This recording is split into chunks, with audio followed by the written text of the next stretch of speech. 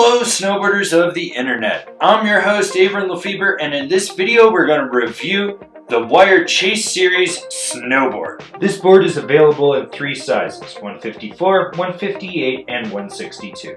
This board features Wired's multi-camber camber profile, which features a minimal rocker in the nose and the tail, and then camber underfoot with a negative core profiling between the insert packs so it flattens out that arc of the camber. Basically it's Camber 2.0, and with this board it's clearly going to be set back a little bit more.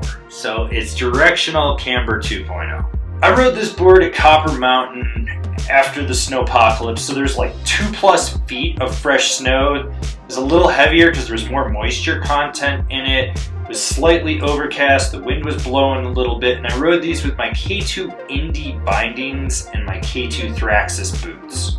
This board comes in at a little bit on the stiffer side of a directional powder board, so you do have a directional flex, softer nose, stiffening back up through the tail.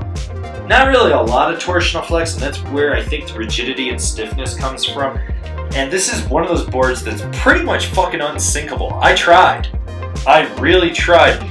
You do get more play out in the nose than you do in the tail, and you'll notice if you're on groomers or anything that tip is just going to be flapping at you, but it doesn't really resonate back underfoot. This was a board, like, I got into some terrain that should have bucked me around or I should have eaten shit, and this thing just kept wanting to get on top of the snow. It was amazing for pushing through chunder and crap.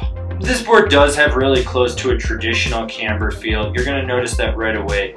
And as such, when you're in fresh snow and it's a little heavier, you're going to be working for it. It's not the snappiest board I've been on, but it doesn't suck. You can get it in the air, but what you're really going to be fighting is all that nose just to get it up in the air. So you're going to notice right away that the swing weight's a little different and how it pops. It's going to take more effort because you're bringing up so much of that nose from the front foot. There's only one spot to butter this thing, and that's on the nose, and you're going to want it to be steep and fresh, because if you don't, it's going to suck. But then again, you look at this board, you're not really going to be buttering it, so why bother? It's a pow missile. Let's just move on to how it carves. This is one of those boards that's best for wide open terrain. You're going to be pushing it and steering it from that back foot to engage the camber, to just get it to drive and do everything. It comes from that rear set of inserts. That nose will pick right up off the ground, and you're just going to be steering it right from the back foot. But look at this thing. You know that it's not really a board for going out and carving with. You want to just go ride fresh snow, so let's just leave it at that. So who's this board for? It's for a powder hound. Let's just go with it. You know it's going to be for someone that's adding it to their quiver. They're not riding it every day. The biggest thing to note is how much setback is on this board. You have so much friggin' nose, which means maneuvering it, you have to over-exaggerate your turns and really be prepared for what you're doing. But this board does not sink, so like when you're porpoising and going up and down through fresh snow, it wants to just get up on top of it and plane across it. This board slashes with the best of them. It's virtually unsinkable in my opinion. Comparable boards, the Endeavor Archetype, the Moss Swallow.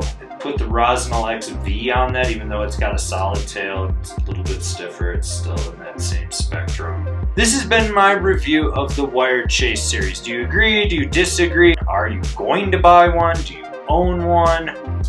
Leave me a comment down below. Let's have a conversation. If you're new here, remember to subscribe. Click that bell, get those notifications, that way you're not missing any of the content we've got coming out for all you snowboarders of the internet. And if you'd really like to support us and you want to see us build out our Snowboard News Network, swing on over to Angry Snowboarder VIP and become a member. As always, I've been your host, Avran LeFeber, and I'll see you in another video.